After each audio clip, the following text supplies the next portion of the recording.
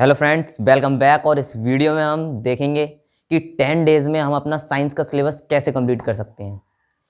Term 2 की preparation के लिए साइंस के सिलेबस को कंप्लीट करना है 10 डेज़ में।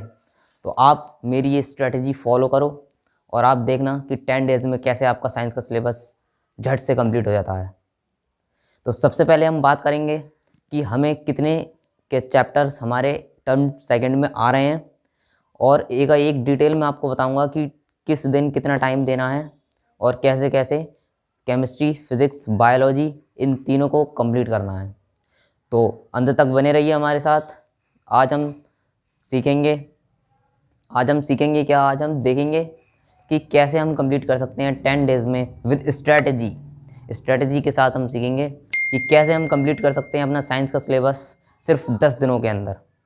तो पहले तो हमारे टर्म सेकंड में जो साइंस के जो चैप्टर्स आ रहे हैं, पहले हम उनको डिस्कस करते हैं।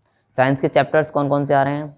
हमारे केमिस्ट्री से 2 चैप्टर्स आ रहे हैं, एटम्स एंड मॉलिक्यूल्स, और एक चैप्टर आ रहा है द स्ट्रक्चर ऑफ एटम और एटम एंड मॉलिक्यूल्स। ये 2 चैप्टर हमारे केमिस्ट्री में से आ रहे हैं।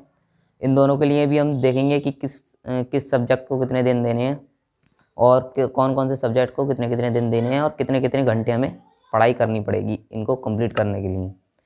और फिज़िक्स की बात करें तो फिज़िक्स में हमारे भी 2 ही चैप्टर फिज़िक्स से आ रहे हैं, gravitation and work and energy.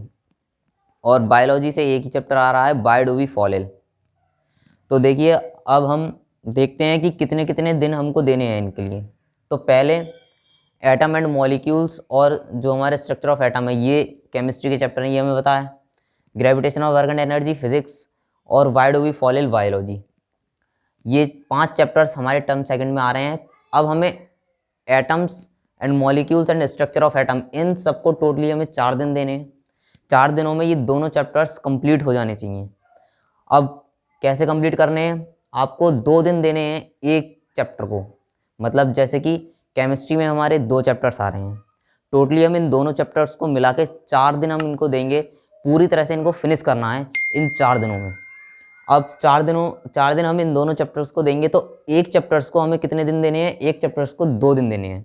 2 days for each chapter हमको देना पड़ेगा, तब जाके 2 दिन इसके लिए, 2 दिन इसके लिए, तब जाके केमिस्ट्री का हमारा 4 दिन में कंप्लीट हो जाएंगे दोनों चैप्टर। और इन 4 दिनों में हमें केमिस्ट्री को पूरी तरह से फिनिश करना है। मतलब ये नहीं है कि हमें थोड़ा बहुत पढ़ लिया, अब अगले दिन हमने पढ़ा, उस दिन थोड़ा बहुत पढ़ लिया, ऐसे करना है। लेकिन अब इसको कंप्लीट करना पड़ेगा ना पूरी तरह से। इसके लिए मैंने स्ट्रेटजी आपके लिए लिख दी है, ये भी मैं एक एक करके अभी आपको बताता हूँ। तो अब हम देखते हैं फिजिक्स में हमारे 2 चैप्टर्स आ रहे हैं, gravitation and work and energy. Work and energy और ग्रेविटेशन, इन दोनों को भी हमें 4 ही दिन देने हैं। 4 दिन दे सकते हैं आप, या फिर इस बायोलॉजी वाले चैप्टर को 1 दिन देके इसको 5 दिन देंगे तो ज़्यादा बेहतर रहेगा। क्योंकि ये जो हमारा फिज़िक्स है, फिज़िक्स में थोड़े न्यूमेरिकल्स होते हैं, इनके लिए थोड़ी प्रैक्टिस के लिए ज़्यादा टाइम चाहिए होता है। तो उसके लिए मैंने टाइम बढ़ा दिया है फिज़िक्स का। लेकिन अगर आप उसको 4 दिन देना चाहते हैं तो 4 दिन में भी आराम से आप कंप्लीट कर सकते हैं फिज़िक्स को। अब फिज़िक्स में हमें ग्रेविटेशन के लिए 2 दिन देने हैं, और वर्क एंड एनर्जी के लिए भी आपको 2 दिन देने हैं। इससे कि 4 दिन हम टोटली इन दोनों चैप्टर्स को 4 दिनों में कंप्लीट कर सकते हैं। अब बचा हमारा बायोलॉजी सेक्टर को, why do we fall ill, इसको हमें 2 दिन देने हैं। Why do we fall ill में से क्वेश्चन कहीं से भी पूछा जा सकता है। कोई ये डिसीज़ कौन सी डिसीज़ है, ये डिसीज़ कैसी डिसीज़ है, ये किस फैक्टर के थ्रू फैल रही है। तो इस चैप्टर को हमें 2 दिन देने हैं, और इसको ऐसे कंप्लीट करना है पूरी तरह से कि इसमें कोई भी क्वेश्चन आए तो आपसे बन जाना चाहिए। अब हम देखते हैं कि स्ट्रेटजी क्या फॉलो करनी पड़ेगी हमें, ताकि हम ये 5 चैप्टर 10 डेज़ में फिनिश कर लें। 10 डेज़ में तो हम फिनिश कर लेंगे, क्योंकि 4 दिन इसको दे रहे हैं और 2 दिन इसको। लेकिन अब हमें देखना पड़ेगा कि स्ट्रेटजी क्या फॉलो करें, ताकि ये इन दिनों में हमें कितना कितना टाइम देना पड़ेगा हर सब्जेक्ट को। तो फॉर केमिस्ट्री, अगर हम केमिस्ट्री की बात करें तो हमें 1.5 घंटा मॉर्निंग और 1 घंटा इवनिंग, मतलब 1 घंटा 30 मिनट हमको मॉर्निंग में देना पड़ेगा और 1 घंटा हम इवनिंग में। तो टोटली हमें 2.5 घंटे देने पड़ेंगे।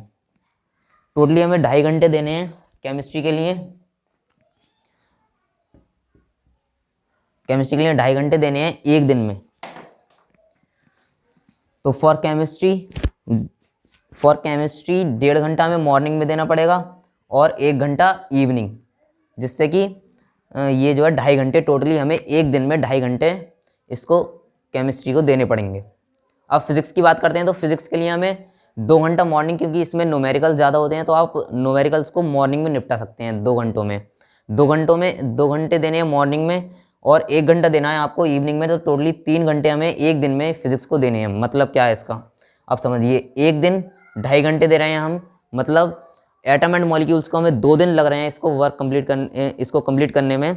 अब एक दिन में हमें इसको कितना घंटा देना है, 2.5 घंटा टोटली एक दिन में हमें इसको देना है। 1.5 घंटा सुबह पढ़ेंगे हम इस एटम एंड मॉलिक्यूल्स को और 1 घंटा हमें शाम को पढ़ना है।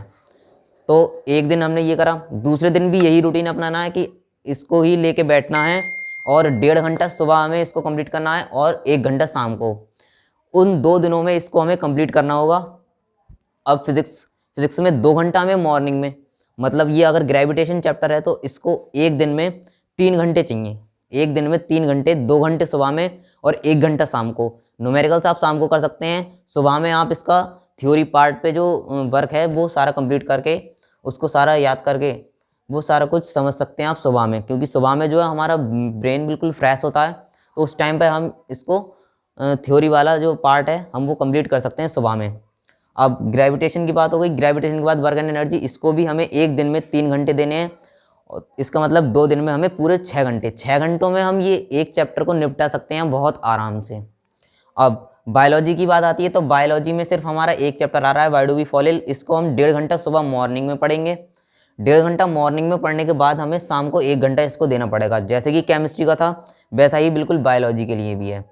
लेकिन बायोलॉजी में एक चैप्टर आने का मतलब ये नहीं है कि बायोलॉजी थोड़ी ईजी आएगी, क्योंकि बायोलॉजी का एक चैप्टर आ रहा है, लेकिन इस चैप्टर में ये सारे चैप्टर्स के मुकाबले इस चैप्टर को अगर आप देखोगे तो ये थोड़ा टफ आने वाला है, तो इसको हल्के में ना लें, क्योंकि ये चैप्टर भी मेन है। अब तीसरी बात हम क्या करने हैं, तीसरी बात हम देखते हैं कि इन्हें हमने 2.5 घंटे दिया, इसको 1 घंटा, इसको 3 घंटे सॉरी।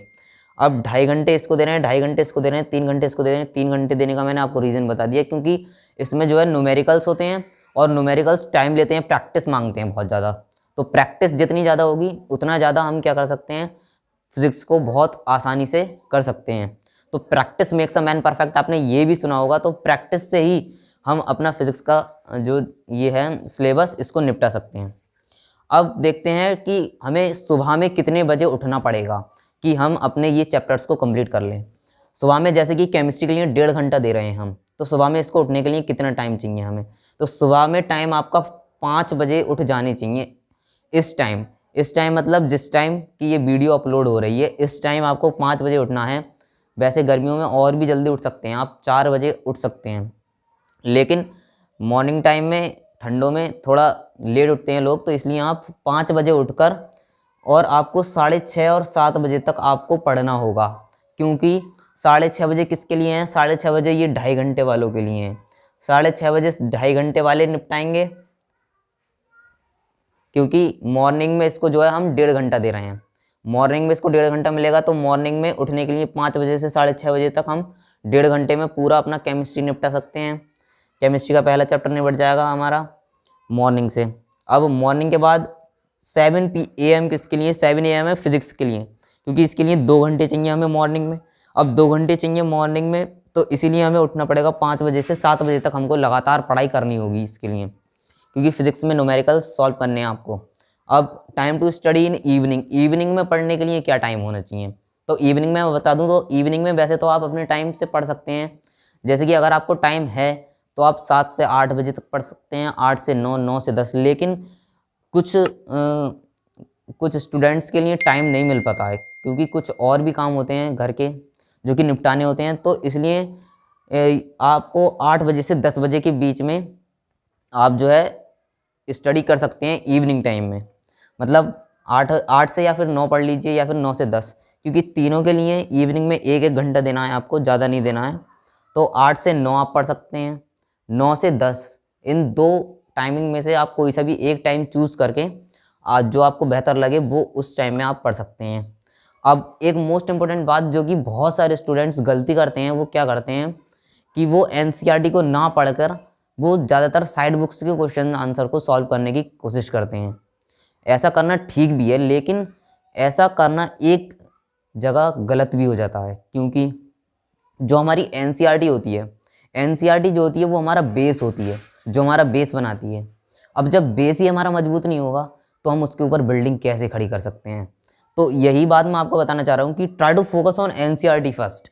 एनसीईआरटी बुक्स को जितना ज़्यादा आप पढ़ेंगे उतना ज़्यादा आपका बेस मजबूत होगा, क्योंकि एनसीईआरटी जो है वो बेस है। इसीलिए ज़्यादातर स्कूल्स में एनसीईआरटी को ही रिकमेंड किया जाता है, NCERT first rather than studying side books. क्योंकि साइड बुक्स पढ़कर कुछ बच्चे कुछ ज़्यादा ही वो क्वेश्चन सॉल्व करते हैं कि साइड बुक्स पढ़ने से कुछ ज़्यादा हम जो एग्ज़ाम में आता है हम उससे रिलेट हो पाते हैं। रिलेट तो हम हो जाते हैं एग्ज़ाम्स में, जो क्वेश्चन पूछे जाते हैं वो अधिकतर साइड बुक्स के ही आते हैं। लेकिन पहले आपको एनसीईआरटी पढ़ना बहुत ज़रूरी है, क्योंकि जब तक आप एनसीईआरटी नहीं पढ़ोगे उसको आप साइड बुक से रिलेट नहीं कर पाओगे। तो पहले एनसीईआरटी, उसके बाद आपको साइड बुक। अब इसकी स्ट्रेटजीज़ मैंने आपको बता दी, कितने कितने बजे ये उठने हैं, कितने कितने बजे आपको कितना टाइम देना है हर एक चैप्टर को। अब मुझे लगता है कि आप ये 10 डेज़ की स्ट्रेटजी को फॉलो करके आप बहुत बेहतर परफॉर्म कर सकते हैं अपने साइंस सब्जेक्ट में, और ऐसा होगा भी। अगर आप इसको एक सूटेबल टाइम टेबल के साथ अगर आप इसको चलाते हैं तो आपको मैं गारंटी देता हूँ कि आपके जो मार्क्स हैं वो 40 से कम नहीं आएंगे। मतलब 40 से थोड़े बहुत कम हो सकते हैं, ऐसा नहीं है, क्योंकि हर एक बच्चे की लर्निंग कैपेसिटी एक जैसी नहीं होती है। तो हम ऐसे करके 10 डेज़ में अपना सिलेबस निपटा सकते हैं। मैंने आपको टाइमिंग बता दिया और आपको ये फॉलो करना होगा 10 डेज़। 10 डेज़ में आप साइंस का सिलेबस ये पूरी तरह से निपटा सकते हैं। अब एक और बात जो मैं आपको बताना चाहता हूँ, जितना ज़्यादा प्रैक्टिस, जितना ज़्यादा टाइम आप अपनी स्टडीज़ को दोगे, जितना ज़्यादा टाइम आप अपनी स्टडीज़ को दोगे उतना ही ज़्यादा परफॉर्मेंस आप अपने एग्ज़ाम्स में कर पाओगे। मतलब क्या है, टाइम जो है वो डायरेक्टली प्रोपोर्शनल है किसके, एग्ज़ाम्स के, क्योंकि एग्ज़ाम्स की प्रिपरेशन के जितना ज़्यादा टाइम आप दोगे एग्ज़ाम की प्रिपरेशन उतनी ज़्यादा बढ़ेगी। तो टाइम क्या हो गया, डायरेक्टली प्रोपोर्शनल है किसके, डायरेक्टली प्रोपोर्शनल है आपके एग्ज़ाम प्रिपरेशन के। तो जितना ज़्यादा आप टाइम दोगे अपनी स्टडीज़ को उतना ज़्यादा ही आप बेहतर परफॉर्म कर सकते हैं। तो ये नहीं है कि जो मैंने टाइम आपको बताया है बिल्कुल यही टाइम आपके लिए हो। आप कोई भी टाइम 1.5 घंटा आपको मॉर्निंग में पढ़ना है तो आपको 1.5 घंटा आपको पढ़ना ही होगा। अब चाहे वो टाइम आप अपनी मर्ज़ी से भी सिलेक्ट कर सकते हैं, नहीं तो मैंने जो टाइम बताया वो बिल्कुल करेक्ट टाइम है ठंडों के लिए। गर्मियों में आपको 4 बजे उठना होगा, तब जाके आप कुछ बेहतरीन मार्क्स ला पाओगे। अब फिज़िक्स के लिए वो मैंने सब बता दिया है आपको, 2 आवर्स, ठीक है। तो आप ऐसे कोई सा भी टाइमिंग अपना चूज़ कर सकते हैं। ये नहीं है कि जो मैंने बताया बिल्कुल उसी की जैसा ही टाइमिंग आपको रखना है, आप अपने जैसा भी टाइमिंग रख सकते हैं। तो इस वीडियो के लिए बस इतना ही, मिलते हैं नेक्स्ट वीडियो में और डिस्कस करेंगे हम उसमें अपना एक नया टॉपिक मतलब स्ट्रेटेजी। तो थैंक यू फॉर वॉचिंग।